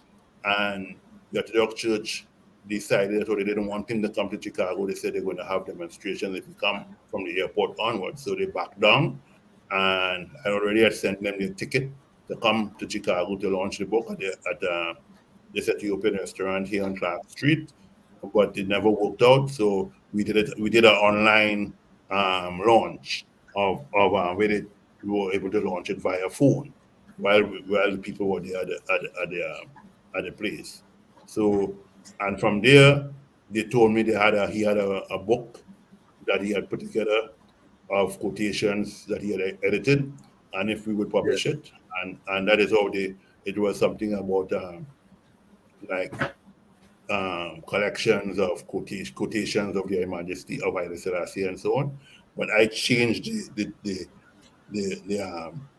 name, and I then call it the Wise Mind of Haile I was looking for my copy here to show. Yes. That is a book I see everywhere.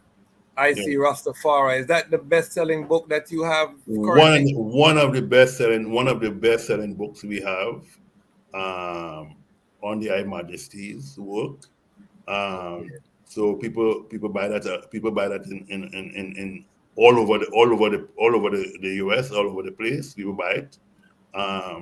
So that was one of the books that and it became more popular after Chronix or Dear Brother Chronix did a song. Yes. And it became more popular, especially among the young population. But when we launched Children, one of my favorite Chronic songs. Yes. Yes, that's a powerful, and he big up I Nation, a brethren. Yes. In Jamaica too, and our next book, you know. Yes. Our next book man. Yes, our next book man. Our next book man. Big up Dirty Book man. Yes. We have a lot of Rasses that are into the books, and we're gonna talk about the Idor Book Fest. We have a big event. Ras Sekou is a special guest. We're gonna get to that. So this is not just history, family. This is a living tradition. Rastafari is a living movement. So we have things that are coming up that we're gonna talk about. I want to go and read a comment from a coma.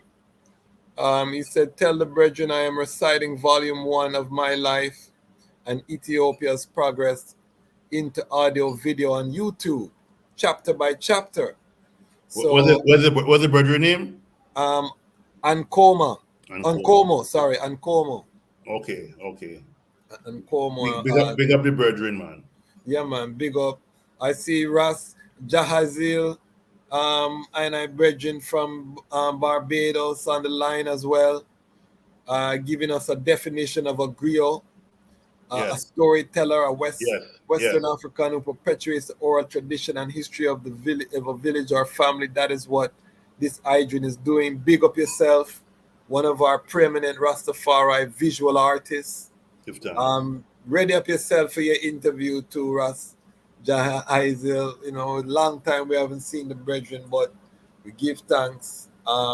He's been a consistent supporter of the platform. Yes, sir. So we really give thanks for all of the commenters. If you're not subscribed, please subscribe to the platform. We are trying to build this platform so that we have our own Rastafari multimedia infrastructure, that we control our own narrative. The time has come for the lions to tell our own story. So what has been your biggest selling book of all time? I would say one of the biggest selling books we have is a few. One is the Wise Mind. Yes. Another one is the autobiography. Yes. Their Majesty. Another one is called Rastafari Way of Life. Okay. Nicholson, Tracy Nicholson, and I can't remember the photographer. And then we also have what do you call Members of a New Race. Okay. Which is like a thing, and we have Philosophy and Opinion, Marcus Garvey. Okay. During the 2020, that was coming off the shelf like hotcakes Okay. and so on. In 2020, why do you think that was in 2020? Because of the unrest within the US, Okay. civil unrest, and more people were taken to the streets, and Black people, middle class, and working class people wanted to know more about themselves. White folks wanted to know more in terms of race, what do you call race and gender studies. People wanted to know more about so people was starting to read and look into what racism was all about, and therefore the core of that came from the philosophy and opinion, and people therefore our edition flying off the shelf like we can keep it. We couldn't keep it. Give thanks that you were able to have some economic success during COVID. Let's talk about the business now.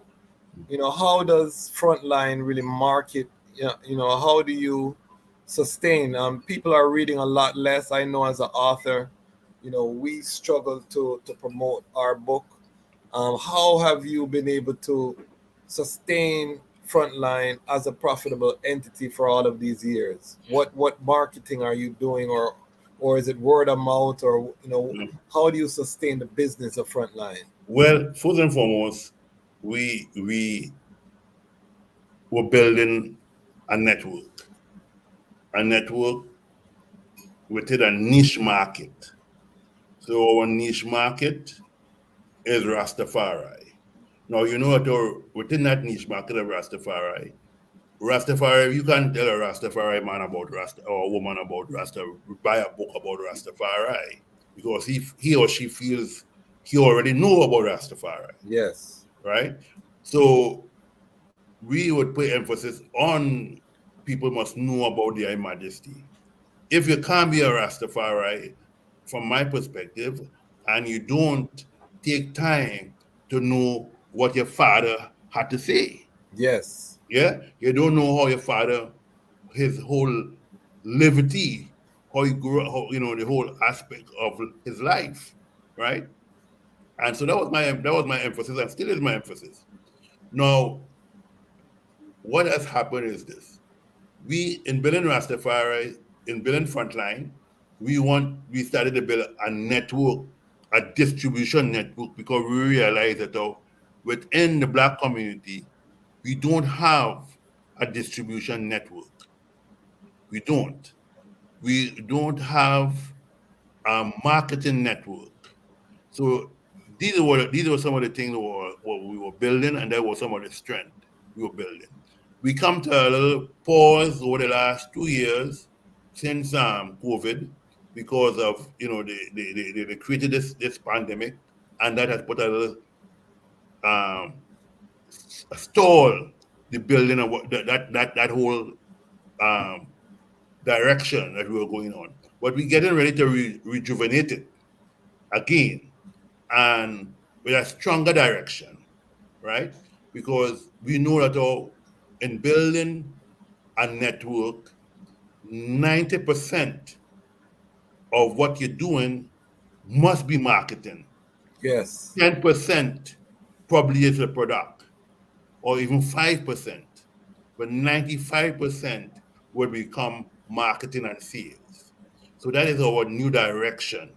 Product plus marketing and sales. So the product is 5%, marketing and sales is 95%. I want everybody listening closely to our elder speaking, because these are taboo in the Rastafari community. We don't like to talk about marketing. We don't like to talk about sales. These are pillars. These are milestones. This is one of the reasons why I am building my own platform, is because you need outlets direct to consumer. We're in a global economy. There's no such thing as a local business with the internet anymore. So what the elder is saying is so crucial, and most of us are entrepreneurs. Most of us are small business people, but we don't put any time into our marketing of our product. You know, we take great pride in the product. We spend all of the time in the production phase, which if you look at my website, I have a creative ecosystem model that I'm launching that you can download the early stage. But most people spend all of their time in the production part of the ecosystem and not the consumption part of the ecosystem, which entails the marketing and how people are consuming your product and how they are finding out about your product to consume your product and what you need to consume in order to make sure that your product stays up to par. So talk to us again. What are some of the things that you envision in terms of the marketing? So the key, as I said, is the marketing and distribution network. Yes. Because one of the things that we feel in our community, and not just within the Rastafari community, which is a margin or within the whole Pan-African community, right? Because in the Kawa community, for instance, I'll make an example. Within the US, we have between 55 and 60 million African Americans, Africans born and living in America, right? Yet, none of us within the distribution network of books can say for the year we have sold 1%. Wow. Of to that audience. So 1%, if you do the maths, 1% of 60 million or 55 million people, it might be more because a lot of people who don't really go into the whole question of getting census and so on. So let us say we're working with 55 or 60 million people. 1% of that, if no one of us who publishes books and distribute books within the US can say that we sell 1% of the population, none of us. So that is an indictment against us right now. Definitely. That means we need to take heed of that. We need to find and create a network among us as African people and Rastafari people and within the African auspices and create that marketing and structure, right? Whether it be Instagram, whether it be Facebook, because we have to adapt to the time. We have to adapt to the times. That's why we're here on YouTube, Elder. Because right? That's why we're here on YouTube. Because we have to adapt to the time. We have to adapt to the time. So we have to now look to buy ads on Google, on YouTube. Yes. We have to buy ads on Facebook. Marketing is spending. We have to buy ads on Amazon. Yes. We have to utilize all these platforms because remember, in the 1920s, Marcus Garvey was able to bring together and galvanize over 7 to 10 million people under one organization, the UNIA and the African community, the ACL. Yes. Right? And that is without any internet. Without any internet. He was able to galvanize over 10 million, between 7 and 10 million plus people all over the world in the African diaspora. He didn't have no internet. So here it is, we now have internet at our fingertips, right? We have Facebook who have 20,000, who have 100,000, who have 500,000 people following them, right? How do we utilize these people following us and monetize them? How do we monetize this? This is the challenge before us. Before we seal up, because I'm looking at the time, we've almost been going 2 hours. We give thanks for everyone that has tuned in. If you have not subscribed, please subscribe. We have so many powerful guests scheduled to come on the platform. We have a living legend here tonight, Ras Sekou. Before we go, let's talk about Sunday. Yes. Sunday we are gathering.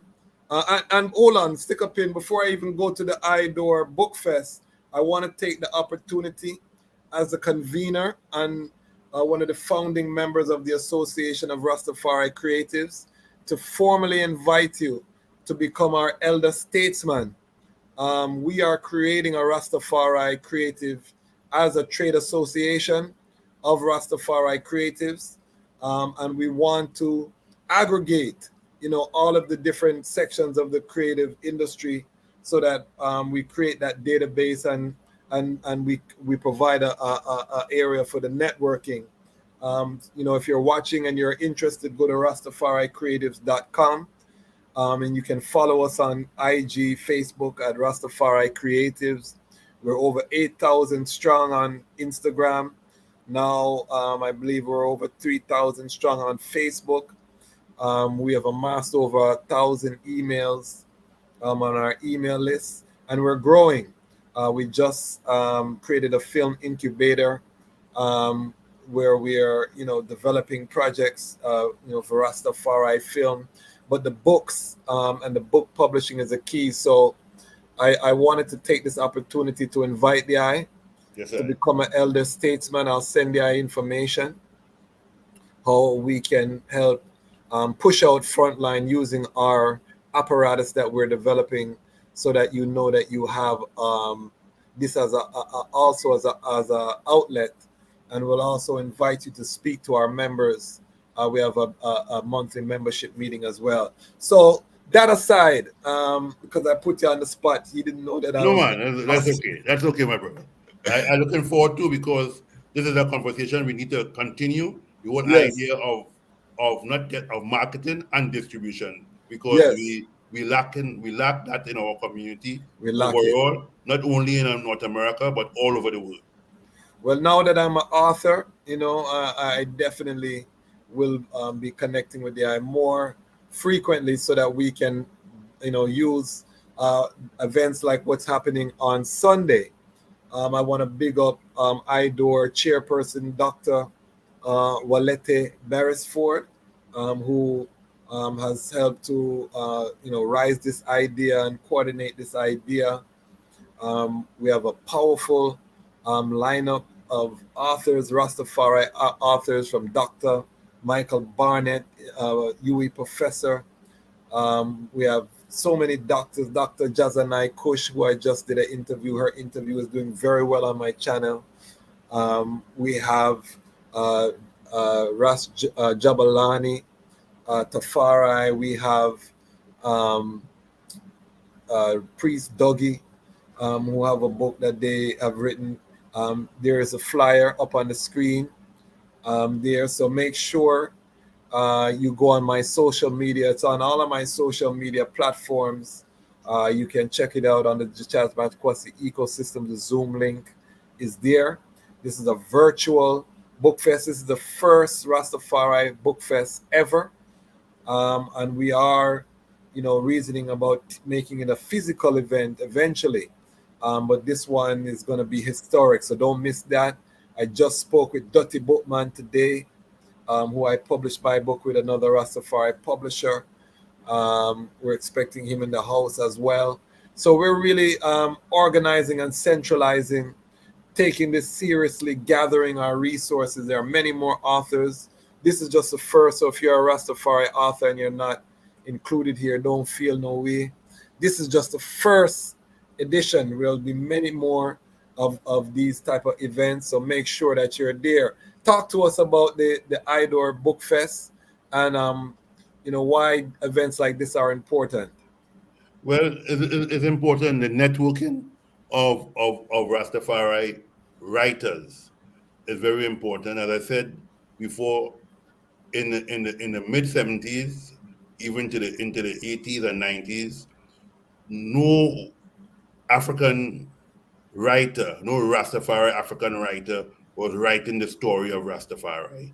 All were done, all the scripts, if you wanted to read anything about Rastafari, for the most part, it was done by European writers, right? Who basically watered down what was said about Rastafari. So a lot of misinformation was put out.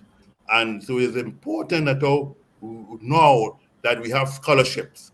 We have scholarship within Rastafari. We have people within Rastafari who are academics. We have people within Rastafari who are part of the intelligentsia, who can now write the script of Rastafari. We have both, what do we call, working class intelligentsia and the intelligentsia coming out of universities, right? So we can now write our own story, and therefore it is important that we distribute and find a way how to network our story. And therefore this is important, what the whole idea of the collaboration at IDO, Frontline, etc., and all the other the writers are doing to make sure we put out and have the information out there so people could read what we have to see within our own iReads. And this event will be moderated by Sister Colleen Douglas, who is actually in charge of the marketing at Edna Manley College. So we are looking forward to so many of our, our writing cohort to be at this event. It's not to be missed. So if you're watching this, make sure that you lock your calendar. We've hit the 2-hour mark. Any final sounds that you want to share with the people, and also please let the people know where they can find the iWorks and how they can support, because Lion Pride, most of the ones watching are part of the Lion Pride, meaning that they've already subscribed to the channel. So Lion Pride, one of the things I want to do with the Lion Pride is when we have these guests, we want them to have a financial bump of, even if it's $1, $2 on their platform, so that they know this is not just a talk shop. We are spending the Rastafari dollar, the Pan-African dollar, amongst ourselves. We know it's hard times, so if you don't have it today or tonight, don't worry. But make sure you mark your calendar, and when you have the little pennies, instead of you buy takeout, you purchase a book from Frontline, or you support one of the guests.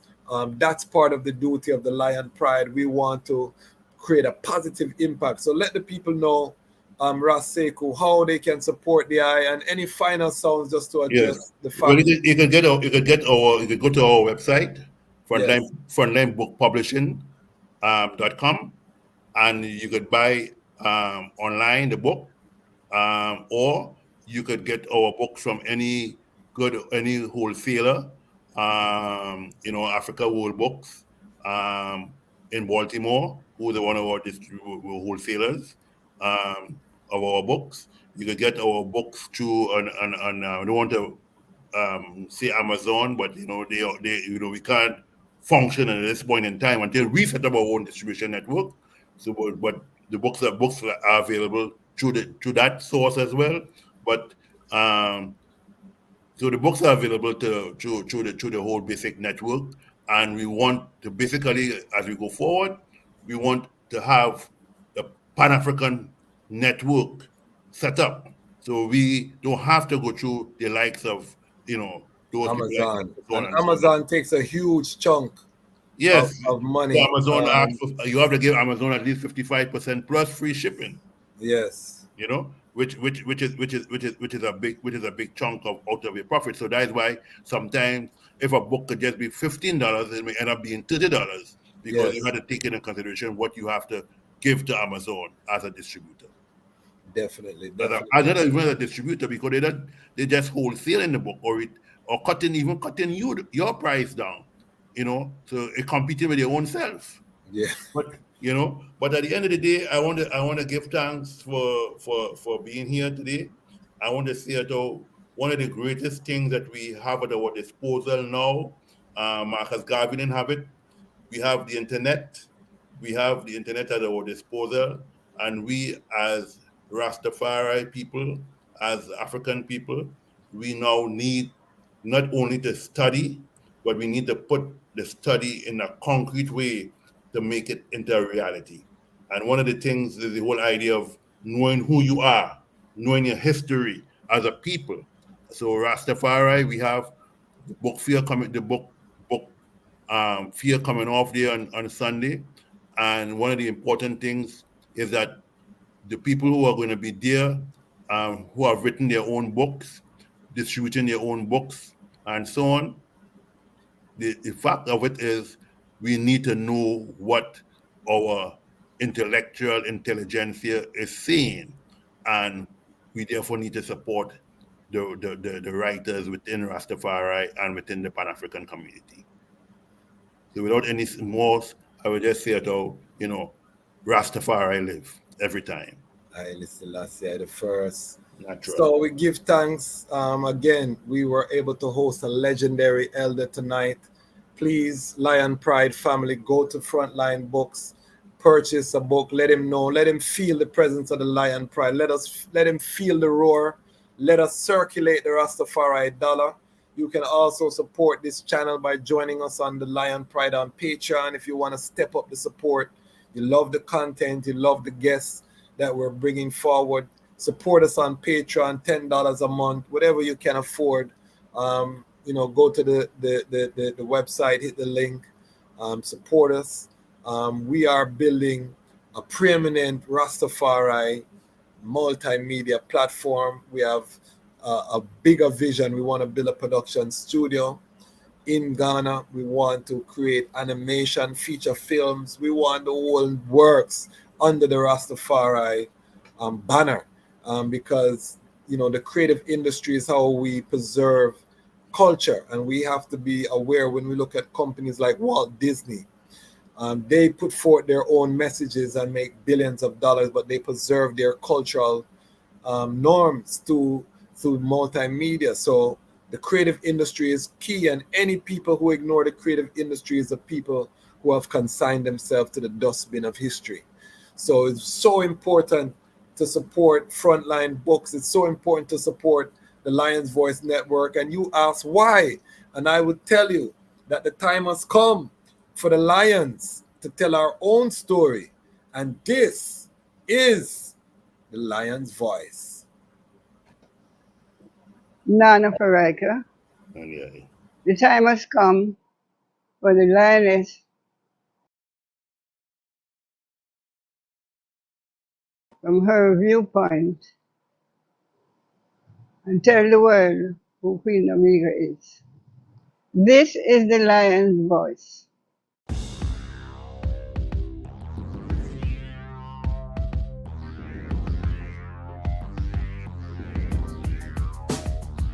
Well, Lion Voice, tell them that's the people first choice. Lion Voice, make the lioness them feel nice. Lion Voice, be the lion cubs we sacrifice. Lion Voice, got to show the people them the life. Lion Voice.